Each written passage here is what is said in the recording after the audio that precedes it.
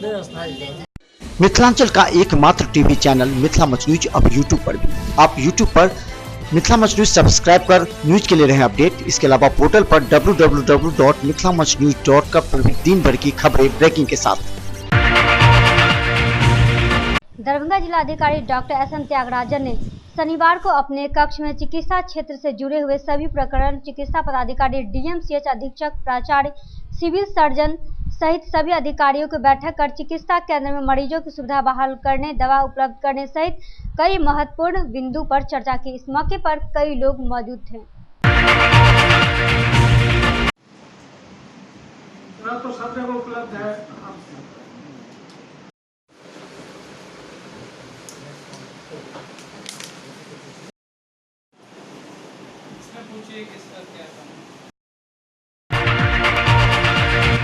Darbhanga SSP Baburam ने शनिवार को अपने कक्ष में जिले के थाना प्रभारियों, डीएसपी एवं इंस्पेक्टर के साथ क्राइम मीटिंग में कांडों के त्वरित अनुसंधान, अपराधियों पर अंकुश एवं लगातार पुलिस गश्ती तेज करने का निर्देश दिया।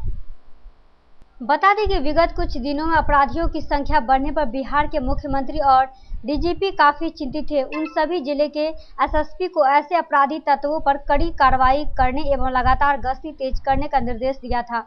इसी के साथ एसएसपी बाबूराम ने भी बैठक कर सभी थाना प्रभारियों को निर्देश दिया।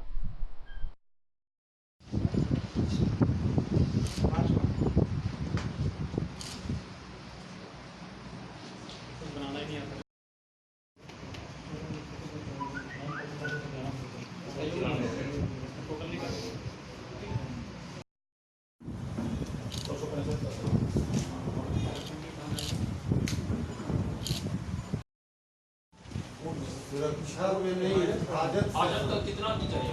3 गो। ग्राम रक्षा दल के सदस्यों ने शनिवार को धरना प्रदर्शन करते हुए जेल भरो अभियान कार्यक्रम प्रारंभ किया। इन लोगों का आरोप था कि चौकीदार संघ इनके साथ भेदभाव करते हैं, जबकि ग्राम रक्षा दल के सदस्य लगातार पुलिस प्रशासन के साथ मिलकर गांव की सुरक्षा करने के लिए कार्य करता है। ऐसे में इन लोगों के स्थायीकरण एवं पहचान पत्र नहीं होने से काफी परेशानी होती है। वही पहचान पत्र, नियमित वेतन एवं सुरक्षा की मांग को लेकर लहड़ेसराय थाने में गिरफ्तारी दी। 5 साल से खट रहे हैं, कुछ अभी तक नहीं मिल रहा है। आज बिहान सरकारों पटनों में जब धरना करते हैं तब कहते हैं आगू हमको।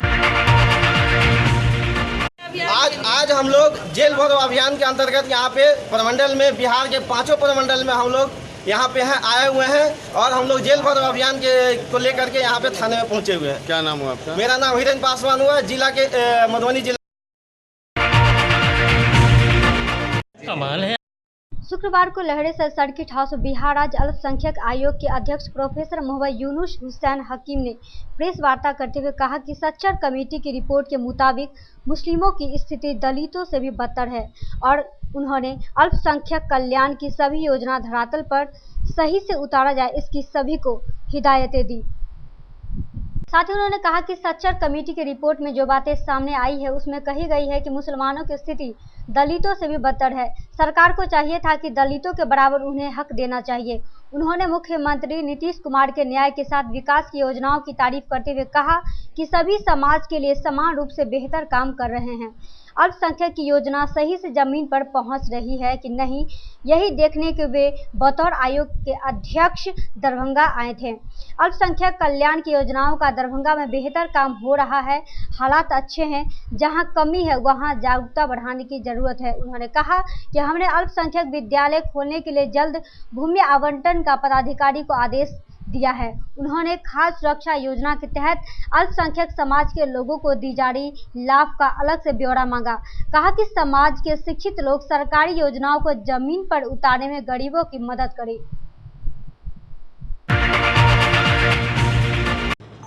सबके उत्थान की बात करना और बिहार को नंबर 1 स्टेट बनाने के लिए विकास के जितने भी काम किए जाए वो काम करना।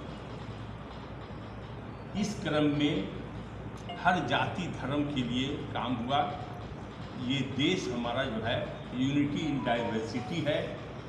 हर जाति के लोग हैं, सिख भी हैं, ईसाई भी हैं, मुस्लिम्स भी हैं, बौद्ध भी हैं, ये सब अल्पसंख्यक हैं। किसी ने सोचा नहीं कि इनके हक को भी जितना है मिल रहा है कि नहीं मिल रहा है। नीतीश कुमार ने इस बात को समझा कि अल्पसंख्यक की जो संख्या है उसके अनुपात में उनको न शिक्षक संस्थान है और न रोजगार है न उसको सुविधा है। बीते दिनों बिहार सरकार से बिहार के सभी अग्निशामक केंद्रों को एक पत्र प्राप्त हुआ है, जिसमें वह अपने शहर के बड़े प्रतिष्ठान, मॉल, कोचिंग इत्यादि को अग्नि सुरक्षा के नज़र से उन्हें जांच करके एनओसी लेने का प्रावधान है। इसी क्रम में शनिवार को अग्निशामक के कर्मियों द्वारा शहर के कई प्रतिष्ठानों पर जांच अभियान चलाया गया, जिसमें अग्नि सुरक्षा से संबंधित कई खामियां नजर आई। इसी के तहत आदित्य विजन में भी अग्निशामक कर्मी गए और वहां उपलब्ध अग्निशामक के सामानों की जांच की गई, जिसमें वह प्रतिष्ठान को असुरक्षित बताया। इस संबंध में प्रतिष्ठान के मैनेजर का कहना था कि वह सुरक्षा से संबंधित पूरी तैयारी 1 से 2 दिनों में कर लेंगे। वहीं दूसरी ओर अग्नि सुरक्षा पदाधिकारी ने बताया कि अगर उन सभी प्रतिष्ठानों को जांचकर उनकी खामियों को दूर करने का निर्देश दिया गया, अगर वह ऐसा नहीं करते हैं तो उनके प्रतिष्ठान को अग्निशामक नियम के तहत बंद कर दिया जाएगा।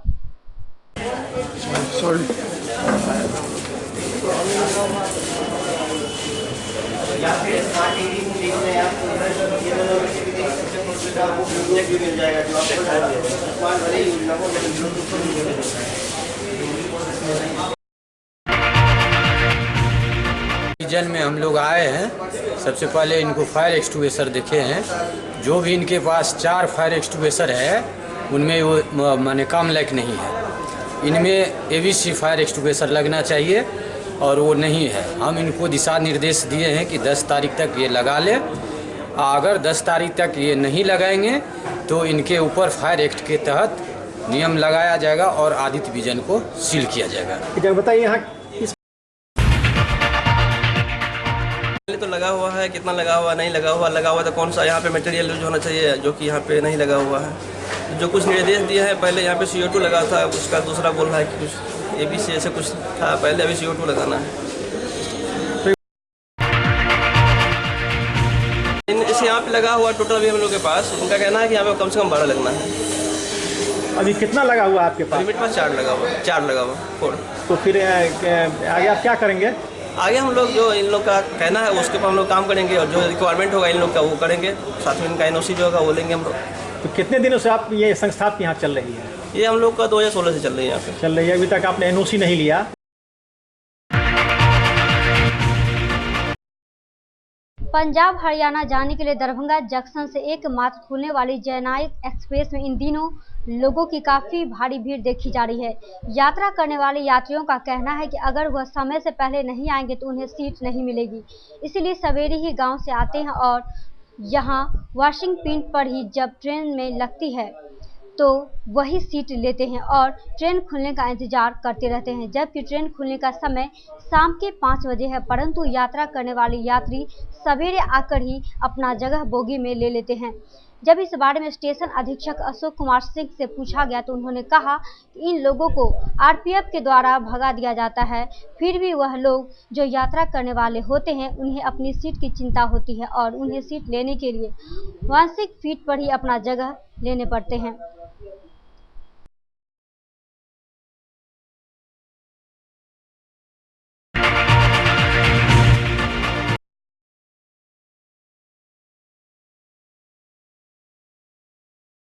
जाना जाने के लिए। किस लिए? काम से रोपनी करने। रोपनी करने। चावल लगाने? हाँ, चावल लगाए। यहाँ काम नहीं मिलता है? नहीं। वहाँ कितना मिल जाता है? हाँ? वहाँ कितना मिल जाता है? दिहाड़ी हो जाता है। कितना मिलता है दिहाड़ी? मिल जाता है 1500-1600। 1500-1600। 7 मिनट में इतना सवेरे ये लोग यहाँ से गाड़ी सुबह 7 बजे से गाड़ी में भर जाता है। आप क्या? कोई प्रशासन नहीं देखने वाला। आप क्या है?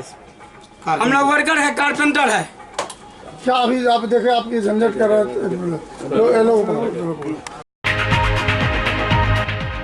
के लिए गया था, बाद में भीड़ था, इसीलिए हम लोग मजदूर आदमी हम लोग जाएंगे। 3 दिन का रास्ता है, इसीलिए वो आया था, जगह नहीं मेरा, वो आया था मेरे पकड़ के, देखो शर्ट उट भी फाड़ दिया। कहाँ बैठे थे आप? ये बाथरूम में गया था। बोगी में जगह नहीं है? नहीं जगह, बहुत भीड़ बाबूजी, कितना है भीड़। हम बोले हम लोग कुशेश्वर स्थान है, हम लोग कहाँ है, दरभंगा जिला का। आप लुधियाना जा रहे हैं हम लोग मजदूरी करने के लिए। आज वो जाया ना, काम करने वाला नीचे सामने आदमी बहुत नीचे था, इसीलिए जो बोला कि कहाँ बैठेंगे हम, इसीलिए गया था बाथरूम। वही जगह खोज लिए? हाँ। कितने बजे से यहाँ पर हैं आप? 10 बजे। दूसरी तरफ उन्होंने मजबूरी बताते हुए कहा कि उस रूट के लिए मात्र एक ही ट्रेन है और अभी रोपनी का समय है, इसलिए जो मजदूर वर्ग के लोग हैं जो यात्रा करने को मजबूर हैं। अभी सीजन चल रहा है, जैसे हम लोग को हर साल एक अनुमान रहता है कि गेहूं कटने का समय होता है या धान का रोपनी चलता है, तो पंजाब का ट्रैफिक दरभंगा में बढ़ जाती है, गाड़ी में भीड़ बढ़ जाती है, हमारा अर्निंग भी बढ़ता है। इसके चलते इधर 4-5 दिनों से ट्रैफिक बढ़ गया है। पहले की जो डेली अर्निंग थी उसके कंपेरेटिवली 30-40% का इजाफा हुआ है। इससे अनुमान लग रहा है कि पंजाब ट्रैफिक भीड़ भी चल रही है, ट्रेन में भी भीड़ नज़र आ रही है। तो क्या कुछ ट्रेनों में खास व्यवस्था, अतिरिक्त ट्रेनें चलाने की व्यवस्था? नहीं, हम लोग प्रपोजल रखेंगे, इसलिए कि भीड़ अभी जितना एक ट्रेन के लिए चाहिए उसके लिए हम लोग कैलकुलेट कर रहे हैं, अनुमान लगा रहे हैं कि क्या आगे हमको ट्रेन डिमांड करनी चाहिए, स्पेशल ट्रेन की नहीं। थोड़ा 1-2 दिन में हम लोग सर्वे करके उसके लिए फिर डिमांड किया जाएगा। और सर गर्मी की छुट्टियों के लिए ये आपका 3 ट्रिप चला है, 7 से 14 के बीच में 3 ट्रिप करेगा आनंद विहार दिल्ली। अपने यहाँ से बुधवार और शनिवार को चलेगी वो 12 बजे दिन में, और वहाँ से शुक्रवार को और ये मंगलवार को चलेगी दिल्ली से। दरभंगा से चलने वाली मुख्य कौन सी ट्रेनों में भीड़ दिखने को मिलेगी? नहीं, पंजाब ट्रैफिक का मेन भीड़ तो आपका जननायक एक्सप्रेस से जाती है, जो पंजाब गाड़ी जाती है डायरेक्ट यहाँ से, और एक अंत्योदय है जालंधर सिटी, उसमें भीड़ जाती है। बाकी जननायक हमारे से डेली भीड़ जा रही है। देखने को मिल रहा है कि लोग मजदूर जो हैं जो उस तरह ललित नारायण विश्वविद्यालय कर्मचारी संघ के आह्वान पर शिक्षकेतर कर्मियों ने शुक्रवार से अनिश्चितकालीन हड़ताल शुरू कर दिया, जिसका आज दूसरा दिन रहा। वहीं विश्वविद्यालय मुख्यालय में धरने पर बैठ गए कर्मचारी संघ ने पहले ही विश्वविद्यालय प्रशासन को 5 सूत्री मांग सौंपते हुए हड़ताल की चेतावनी दे दी थी। मांगों पर उचित निर्णय नहीं होता देख कर्मी पूर्व निर्धारित कार्यक्रम के तहत शुक्रवार से अपना आंदोलन शुरू कर दिया। कर्मचारी संघ के शंकर यादव व साकेत कुमार मिश्रा ने कहा कि कर्मचारियों की मांग है कि वेतन मद में राज्य सरकार से प्राप्त राशि में से बचे हुए पैसों से एसीपी एवं एमएसीपी और ग्रेड पे के विरुद्ध अंतर वेतन का भुगतान किया जाए। साथ ही उन्होंने ये भी कहा कि वर्तमान में हो रहे भुगतान के आधार पर ही 7वें वेतन का निर्धारण किया जाए। 25 अक्टूबर 2018 को संघ के साथ विश्वविद्यालय प्रशासन की वार्ता के बाद बनी सहमति के आधार पर तत्काल सामूहिक बीमा मद की राशि का भुगतान हो। न्यायालय के आदेश का सम्मान करते हुए शेष परीक्षा पास कर्मियों को प्रोन्नति की जाए। 11 दैनिक वेतन भोगी कर्मचारियों को स्थायी कर्मचारी की भांति भुगतान किया जाए और विश्वविद्यालय द्वारा आवास आवंटन में वरीयता एवं अस्थायी कर्मचारियों को प्राथमिकता देने के साथ ही 10,000 रुपये प्रति वर्ष आवास रखरखाव के लिए दिया जाए। और जो है हम लोग टीचिंग का जो डीलिंग है DR1 उप कुल सचिव प्रथम आज वो भी मुख्यालय में नहीं है। सारा पदाधिकारी मुख्यालय छोड़ करके किसी न किसी बहाना बजा करके अपने निजी कार्य में चले गए हैं, जिस कारण से हम लोगों से आज तक जो है कोई सकारात्मक पहल नहीं हुआ है। ऊपर झापर से हल्का फल्का पहल होती है, लेकिन उसका कोई गति नहीं रहता है। कोई जो है प्रशासनिक स्तर से उस तरह का पहल नहीं हुआ है। हम छात्र हित में आंदोलन करना नहीं चाहते हैं, लेकिन विश्वविद्यालय प्रशासन हमें आंदोलन करने के लिए मजबूर कर दिए हैं। इसी कारण से मैं आंदोलन कर रहा हूँ। हमारे मांगों पर विचार गंभीरता पूर्वक नहीं कर रहे हैं, इनको करना चाहिए। मैं आपके माध्यम से कहना चाहता हूँ, विश्वविद्यालय प्रशासन कर्मचारियों के प्रति संवेदनहीन है। ललित नारायण मिथिला विश्वविद्यालय कर्मचारियों का अनिश्चितकालीन हड़ताल पर चले जाने से स्नातक प्रथम खंड का परीक्षा फॉर्म भरने के वंचित छात्रों ने शुक्रवार को विश्वविद्यालय मुख्यालय पर प्रदर्शन किया और जमकर नारेबाजी की। वहीं शनिवार को इसका दूसरा दिन रहा। वहीं दूसरी ओर प्रदर्शन कर रहे नेतृत्व मिथिला स्टूडेंट यूनियन विश्वविद्यालय इकाई के उपाध्यक्ष प्रियंका कुमारी ने की। बाद में परीक्षा नियंत्रक डॉक्टर अशोक कुमार मेहता ने वार्ता की गई। उन्होंने इसका समाधान निकालने का आश्वासन देते हुए कहा कि वंचित छात्रों को मौका दिया जाएगा। वह एमएसयू के विश्वविद्यालय अध्यक्ष अमन सक्सेना ने कहा कि छात्रों की परीक्षा 10 जून से है। किसी छात्र का फोटो गलत है तो किसी का नाम, किसी का विषय ही बदल दिया गया है। तो एक तो विश्वविद्यालय परीक्षा से 3 दिन पूर्व प्रवेश पत्र जारी करता है, वहीं दूसरी ओर प्रवेश पत्र पर इतनी सारी समस्याएं हैं। दूसरी तरफ वैसे छात्र भी हैं जिनका अब तक फॉर्म ही नहीं भरा गया है। निकल रहा है, परसों मेरा एग्जाम है, 10 तारीख को मेरा एग्जाम है और मेरा एडमिट कार्ड नहीं निकल रहा है। हम कॉलेज गए तो कॉलेज से बताया गया कि यूनिवर्सिटी चाहिए। किस कॉलेज? RN college Pandaul. वहाँ हम गए तो वहाँ से हमको बताया गया यूनिवर्सिटी चाहिए। अभी 3 घंटे से हम यहाँ पे खड़े हुए हैं। यहाँ पे कर्मी लोग हड़ताल किए हुए हैं। कंट्रोलर साहब से बात किए हैं तो वो बोलते हैं कि हम यूनिवर्सिटी नहीं आएंगे। हम क्यों आएंगे? वो बोलते हैं कि हम बोले कि हम लोग का फिर काम कैसे होगा? तो क्या हम रोड पर आके काम करें? कर्मी हड़ताल किए हुआ है। अब एग्ज़ाम के टाइम में ही कर्मी को हड़ताल करवाना था, या कंट्रोलर आएगा तभी तो, या वाइस चांसलर है नहीं कॉलेज यूनिवर्सिटी में। अब हम लोग परसों एग्ज़ाम कैसे देंगे? अब विदा एडमिट कार्ड के एग्ज़ाम तो होता नहीं है। काफ़ी टाइम से हम लोग। विश्वविद्यालय उपाध्यक्ष प्रियंका कुमारी ने कहा कि कुछ दिन पूर्व एमएसयू के आंदोलन के फलस्वरूप सैकड़ों छात्रों का परीक्षा फॉर्म भरना छूट गया था। उनके लिए 4 व 7 जून को विशेष तिथि की घोषणा की गई थी। जो छात्र 4 जून को पहुंचे वैसे छात्रों का फॉर्म भर दिया गया और जो छात्र फॉर्म भरने के लिए गए वे कर्मचारी संघ के आंदोलन के कारण फॉर्म नहीं भर सके। कैश काउंटर बंद होने के कारण छात्र हताश होकर विश्वविद्यालय के चक्कर काटने लगे। संगठन के नेताओं ने इस बाबत परीक्षा नियंत्रक से वार्ता की। संगठन के विश्वविद्यालय के मुख्य प्रवक्ता जयप्रकाश झा ने कहा कि 3 दिन बाद छात्रों की परीक्षा है। एमएसयू ने कहा कि जल्द इस समस्या का समाधान किया जाए, अन्यथा हम लोग आंदोलन को मजबूर होंगे, जिसकी जिम्मेवारी विश्वविद्यालय प्रशासन की होगी। इस मौके पर कई छात्र मौजूद रहे। मधुबनी जिले के फुलपरास थाना अंतर्गत खोपा चौक के निकट एक युवक की शव मिलने से सनसनी फैल गई, जिसको लेकर लोगों का गुस्सा आसमान छू गया। आक्रोशित होकर लोगों ने NH57 को घंटों जाम रखा। वहीं सुबह से ही NH57 जाम रहने की वजह से यातायात करने वाले यात्रियों को काफी परेशानियों का सामना करना पड़ा।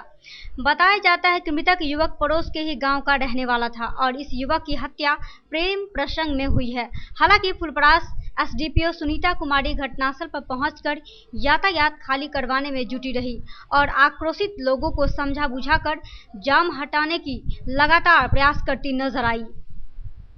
नियम कुल होगा। जी जी जी जी जी ले ही लिए ना जी, जो नियम है नियम के अनुसार तो हम लिए ना, होता क्या सब कुछ हम लोग करेंगे। एक शब्द ना आगे बढ़ेंगे ना पीछे हटेंगे। हम लोग किए ना 24 घंटे के अंदर में गिरफ्तारी चाहिए। चलिए उठाइए उठाइए 24 घंटे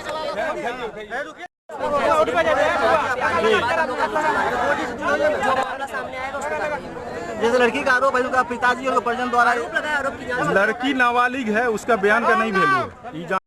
कुमार मुखिया। ये जो मृत्यु हुआ है इसका क्या नाम है? सनीदेव मुखिया। ये कैसे इसकी मृत्यु हुई है? इसका मृत्यु हो गया जब ट्रेन से जा रहे थे, इसको 5 साथी थे उसके साथ में। ये लोग बोल रहे थे हमको, जब 12 बजे रात तक हमारे पास थे गेट पे बैठा हुआ। उसके बाद ये लोग बोले थे 3 बजे के बाद नहीं मिला और 8:30 बजे इसका फोन आया, पुलिस फोन के वहाँ से बनारस से इसका गार्जियन वो फोन किया, व्हाट्सअप भी किया तो बोल रहे थे इसको मृत्यु हो गई। यहाँ से गए, ये 4 लोग भी आया वहाँ से और इस पर भी केस था जो 28 तारीख का इसका भी कोर्ट में तारीख थे, इसीलिए वो घर पे बाहर चले के जा रहे थे। उसका गार्जियन भी नहीं मालूम था कि ये कब जाएगा, बाहर नहीं जाएगा। ये लोग गाड़ी भी बेच करके अपना 3000 में गाड़ी, 60,000 का गाड़ी 3000 में बेच करके भी इन लोगों को जा रहे थे साथ में लेकर के। अच्छा, ये मृतक कब घर से कब निकला था? ये घर से 5 बजे, मतलब 5 तारीख के घर से निकला था 2 बजे दिन में। ये लाश कब मिली है? ये मिला है कल, मतलब 8:30 बजे। कब, कहाँ पे? बनारस में। बनारस में रेलवे ट्रैक के पास। वहाँ से कैसे आपको जानकारी मिली? पुलिस वहाँ से फोन किया, व्हाट्सअप भी किया। अच्छा, इसका क्या नाम था मृतक का? सनीदेव मुखिया। इसका पिताजी का नाम था जयराम मुखिया। क्या आप लोग के ऊपर किसके ऊपर शक है? जो हमारे लोगों को किसी पर शक नहीं है, हम इसीलिए जाम करवाए हैं कि ये लोग 5-6 आदमी गए थे, उसको पूरा कड़ी से कड़ी सजा नहीं दिया जाए तो कम से कम उसको बोलेगा। जो इनके साथ में कौन कौन था? ये थे, इसका नाम भी नहीं पता हमको। क्या कौन कौन था? इसका नाम है, एक का नाम है श्रवण, इसका पूरा नाम नहीं, डिटेल मालूम नहीं। आपका नाम? इसका नाम है सुधीर कुमार मुखिया। एक कौन था इसका पास? एक से डबल श्रवण थे, श्रवण कुमार मुखिया। एक कौन था उसको पास में? वो सैनी गांव के निवासी थे वो लोग? नहीं, अलग अलग था। मतलब एक ही गांव के थे? नहीं, अलग अलग गाँव का, अलग मोहल्ले। पटना में विजिलेंस ने अभी तक की सबसे बड़ी कार्रवाई की है। आपको हम बता दें कि मधुबनी जिले में भी विजिलेंस ने पथ निर्माण विभाग के इंजीनियर सुरेश यादव के घर छापेमारी की है, जहां छापेमारी के दौरान सुरेश यादव को रंगे हाथ 14 लाख रुपए के साथ उनके घर से ही गिरफ्तार किया। साथ ही उनके आवास पर जब छापेमारी की गई तो लगभग 2.5 करोड़ रुपए दीवान पलंग के अंदर से बरामद किया गया। वहीं इसको लेकर गिरफ्त में आए सुरेश यादव से लगातार पूछताछ की जा रही है।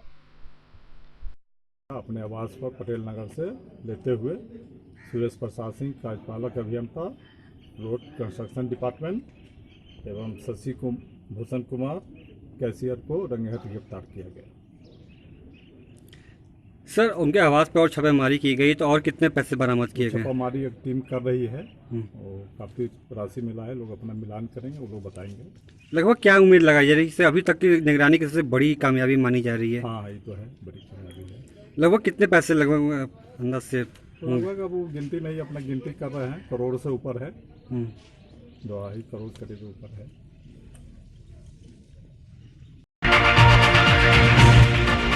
दरभंगा हवाई अड्डा परिसर में काम कर रहे निजी बिजली मिस्त्री की मौत शुक्रवार को करंट लगने से हो गई। वहीं मृतक की पहचान केवटी थाने के बेहटवाड़ा गांव निवासी गोनू सदाय का पुत्र 25 वर्षीय देवानंद सदाय के रूप में हुई है। घटना को लेकर आक्रोशित ग्रामीणों ने दरभंगा जयनगर राष्ट्रीय राजमार्ग बी को बेहटवाड़ा चौक के समीप करीब 3 घंटे तक जाम कर आवागमन को ठप कर दिया। जाम की वजह से सड़क के दोनों ओर वाहनों की लंबी कतारें लग गई, जिस वजह से उमस भरी गर्मी में लोगों को काफी परेशानियों का सामना करना पड़ा। वहीं आक्रोशित लोगों ने हवाई अड्डा के उत्तर दिशा की गेट संख्या 2 पर रोड़ेबाजी भी की, लेकिन इसमें कोई भी क्षति होने की सूचना नहीं रही। अभी यहाँ पर जो है हम लोग गए, वीडियो साहब थे, एसडीओ साहब थे, डीएसपी साहब थे और जो कमांडिंग ऑफिसर थे, तो वहाँ पर बात हुई है जो इस विधवा को नौकरी दिया जाएगा, रेगुलर नौकरी दिया जाएगा, जिसमें MES में जिसमें सब चीज कटेगा, जो फंडिंग का जो कटने का प्रावधान है वो होगा। और तत्काल रूप से जो अभी ठेकेदार का कोई इंजीनियरिंग सेल से जो लोग है वो 40,000 रुपया और 20,000 रुपये BDO साहब और 3,000 रुपया मुखिया जी के द्वारा दिया गया है। और इसी बात को लेकर के हम लोग समझौता किए हैं जो उसको नौकरी मिल जाना चाहिए। और फिर एक बात और है, जो ठेकेदार से यदि संपर्क स्थापित होगा तो उस दोनों छोटे छोटे बच्चे के नाम से कुछ फिक्स भी क्या करवा दिया जाएगा। क्या नाम है आपका? सुबंश कुमार यादव, एक्स प्रमुख हम रहे हैं क्योंकि के अभी हमारी माता। बताया जाता है कि मिस्त्री परिसर के अंदर बिजली का काम कर रहा था। इस क्रम में वह करंट की चपेट में आ गया। हवाई अड्डा के कर्मी इलाज के लिए DMCH ले जा रहे थे। इस बीच उसने रास्ते में ही अपना दम तोड़ दिया। सूचना मिलते ही वीडियो महेश चंद, केवटी थाना अध्यक्ष जितन चौधरी ने घटनास्थल पर पहुंचकर स्थिति का जायजा लिया। वही सूचना मिलते ही सदर SDO राकेश गुप्ता तथा सदर DSP अनुज कुमार के अलावा कमतौल मब्बी, सदर थाना व रैयाम थाना पुलिस घटनास्थल पर पहुंचकर लोगों को समझाने बुझाने में जुट गए।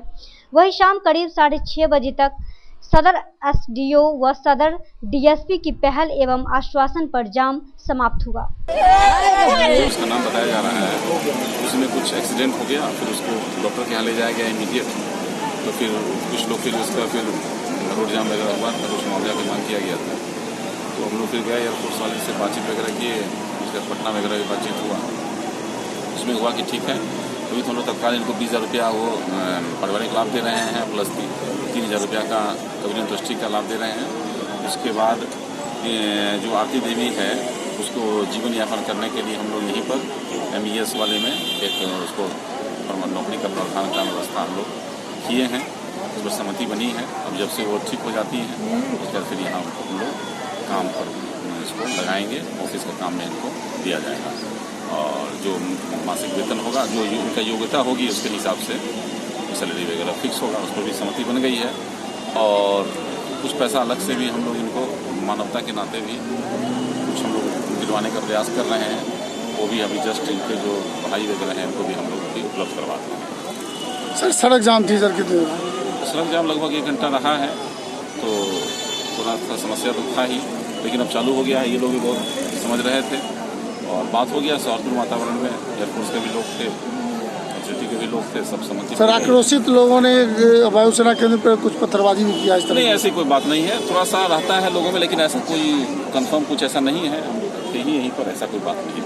ठीक है सर, आपका भी चलेगा? क्या अनावश्यक हम लोग नहीं कर सकते। एयरपोर्ट के अंदर में इलेक्ट्रिफिकेशन का कार्य चल रहा था, बिजली का इन लोगों का है इंजीनियरिंग विभाग में। एयरपोर्ट के अंदर में जो इंजीनियरिंग विभाग है उसके तहत जो है कि काम किया जा रहा था। उसी क्रम में जो है कि बिजली की करंट लगने से ये जिसका इलाज के क्रम में मृत्यु हो गई। मृत्यु हो जाने के बाद वहाँ से जो बॉडी को ला कर रख दिए, इसमें जो है कि आक्रोशित लोग ने जाम किया। आए हम लोग हैं और मैनेजमेंट से बात किए हैं इंजीनियरिंग विभाग से कि पारिवारिक लाभ जो होता है यही गया जो सरकारी तौर पर मिलता है। उसके अलावे जो है कि उस विभाग के तहत एक स्थायी नौकरी का हुआ है कि स्थायी नौकरी ऑफिस में जो पढ़ा जितना रहेगा उस हिसाब से नौकरी दिया जाएगा, जो रेगुलर काम करेगी। नहीं कि आज काम क्या कर रहे हैं उन्हें कैजुअल वाला नहीं है, उस कंपनी का रेगुलर स्टाफ होगा।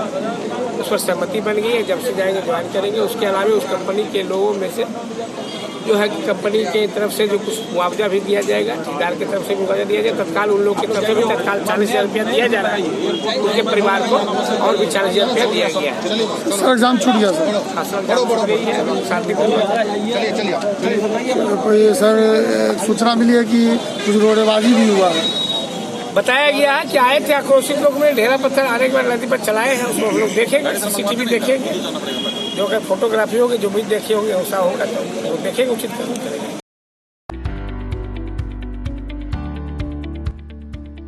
एसएम रेजेंसी AC, वाईफाई एवं आधुनिक सुविधा से सुसज्जित हर एक कक्ष सहित बेकरी के कई आइटम उपलब्ध।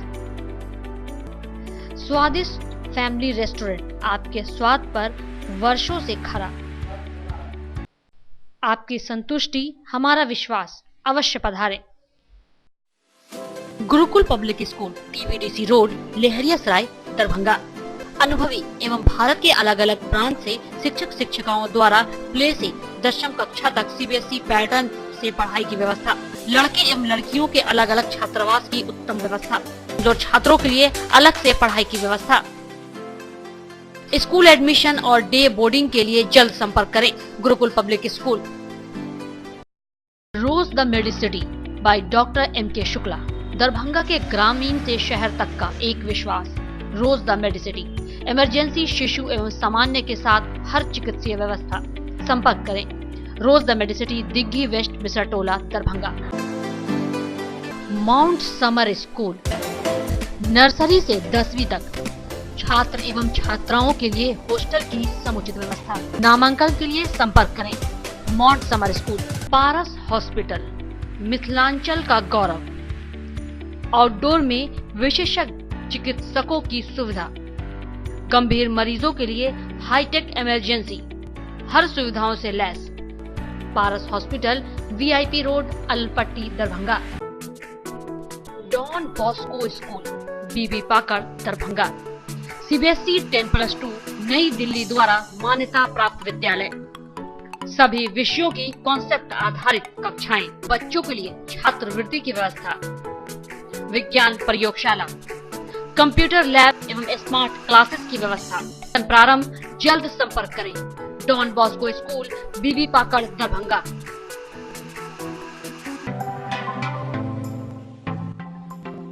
Metro test tube baby centre, Bakarganj Daru Bhatti चौक के आगे, बिहार स्टेट हाउस के सामने। बिहार का पहला अत्याधुनिक IVF लैब दरभंगा में। इमरजेंसी सेवा के साथ सभी स्वास्थ्य सेवा उपलब्ध। संपर्क करें metro test tube baby centre. DAV public school, Sara Mohanpur, Darbhanga. 10+2 स्तरीय शिक्षा, CBSE से संबद्ध, गुणवत्तापूर्ण शिक्षा एवं विद्यार्थियों के सर्वांगीण विकास हेतु प्रतिबद्ध। सत्र 2019-20 के लिए नामांकन प्रारंभ। संपर्क करें। DAV public school, Sara Mohanpur, Darbhanga. Saint Columbus English school, Shivaji Nagar, Darbhanga. निःशुल्क कंप्यूटर शिक्षा, स्मार्ट क्लासेस की विशेष व्यवस्था, उर्दू के पढ़ाई की विशेष व्यवस्था, वाहन की व्यवस्था, मार्शल आर्ट की स्पेशल ट्रेनिंग की व्यवस्था, गरीब एवं मेधावी स्टूडेंटों के लिए निःशुल्क शिक्षा की व्यवस्था, CCTV कैमरा द्वारा आपके बच्चे की सुरक्षा की विशेष व्यवस्था। नामांकन के लिए संपर्क करें। Saint Columbus English school,